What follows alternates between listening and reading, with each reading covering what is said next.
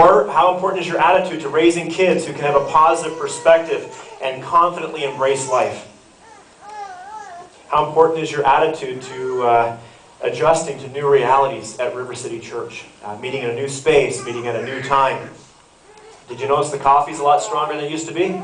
That's because we meet an hour earlier on Sunday mornings. How important is your attitude to enjoying life to the fullest?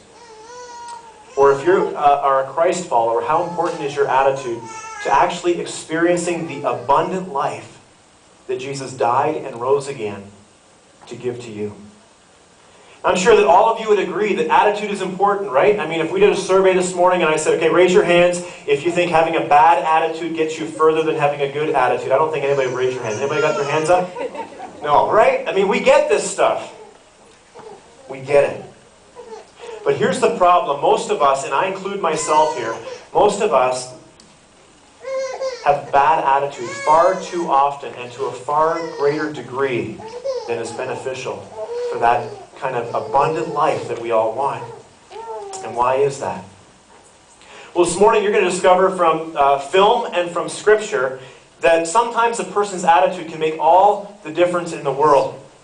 And while you're the only one that can actually positively affect your attitude or change it, I'm hoping, and I've been praying this morning and through the latter part of this week, that all of you will commit to trying to keep that attitude in that positive place, upwards and to the right. This morning's movie, you saw a brief clip from it. It's called Yes Man, and it features Canadian actor Jim Carrey as the lead. He plays a character named Carl Allen.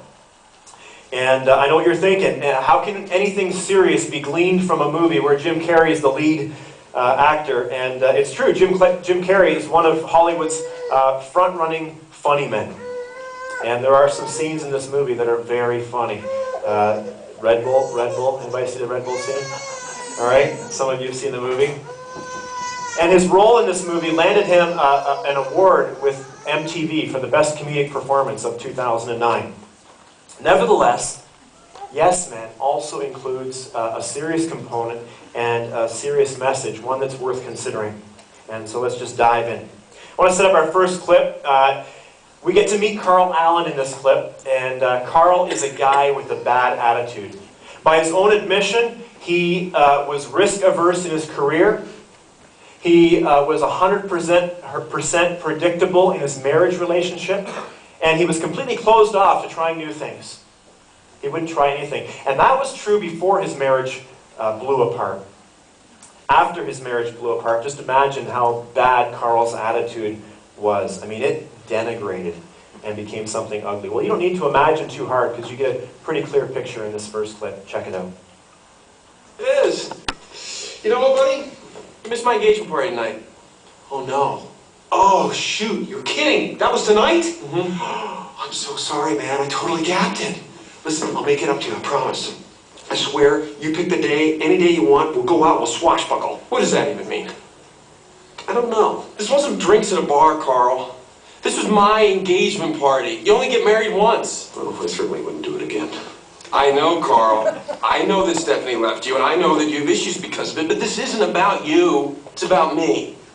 When's the last time you did anything fun? You're always making excuses. I don't want to commit. I don't want to be tied down.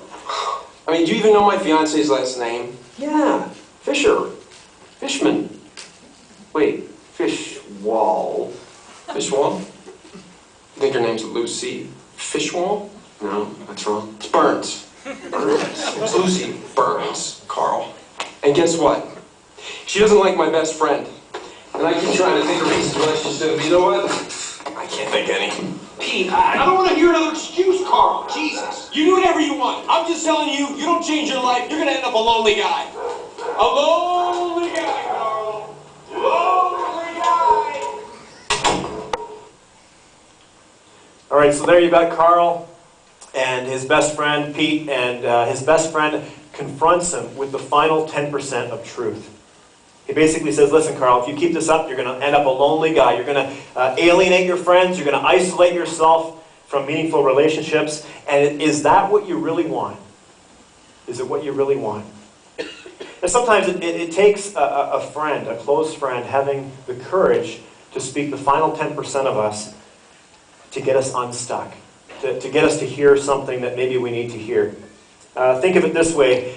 Before going to a doctor, we may realize that we binge too often on high cholesterol foods and that it's not very good for us. But that doesn't necessarily change our diet or the way that we live, because we can live in denial and we can deceive ourselves. Often it takes going to the doctor and getting a sheet with some numbers on it, some test results, before we actually change. And why is that?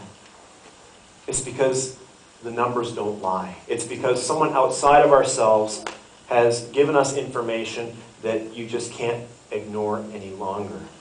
And you need to realize that if I don't change the way that I eat, this is going to lead to an untimely death.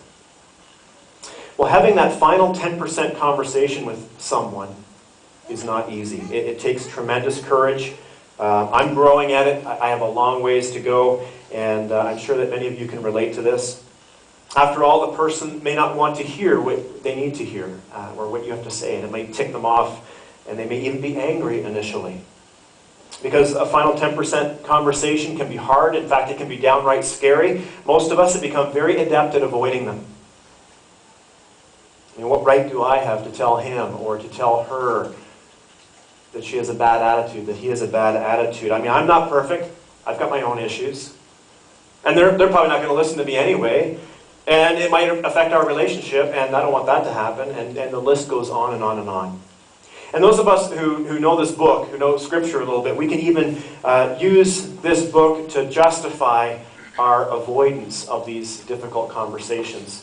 Daryl, doesn't Matthew 7 say something about not judging others? Doesn't it say that until I'm perfect, I have no right to call someone on the carpet about their behavior or their attitudes? So let's open up this book and let's go to Matthew 7. Because I don't think that's exactly what Jesus is teaching here. Jesus is speaking, and in verse 3 and following he says this: "Why do you look at the speck of sawdust in your brother's eye or sister's eye and pay no attention to the plank in your own eye?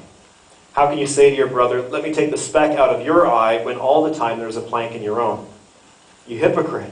First take the plank out of your own eye, and then you will see clearly to remove the speck from your brother's eye."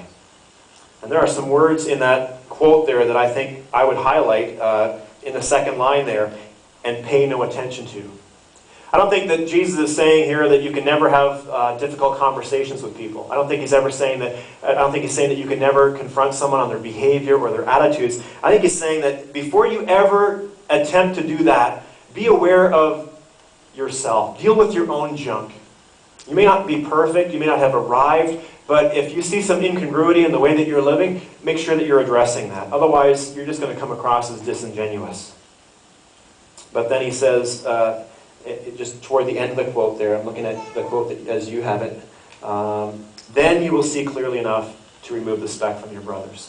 If you're dealing with the stuff in your life, and if you're open to the fact that you're not perfect and that you've got growth areas as well, then there is a place and there is a time, albeit infrequently, right? You don't want to be just this person who's always pointing out everybody's faults. But there is a place and there is a time to have that final 10% conversation. And so I need to ask you, do you have a friend who's stuck? Do you have someone that's close to you in your family or in your relational circles who has an attitude that is keeping them from experiencing life in its fullest? Keeping them from having lots of joy in life? And what kind of friend are you if you don't lovingly confront them? What kind of friend are you if, unlike Carl's friend, you don't call them on it and say, you know what, this is just not working? Pauline, as hard as it is, I have to tell you that your attitude has been going downhill for some months now. And I'm getting tired of always propping you up.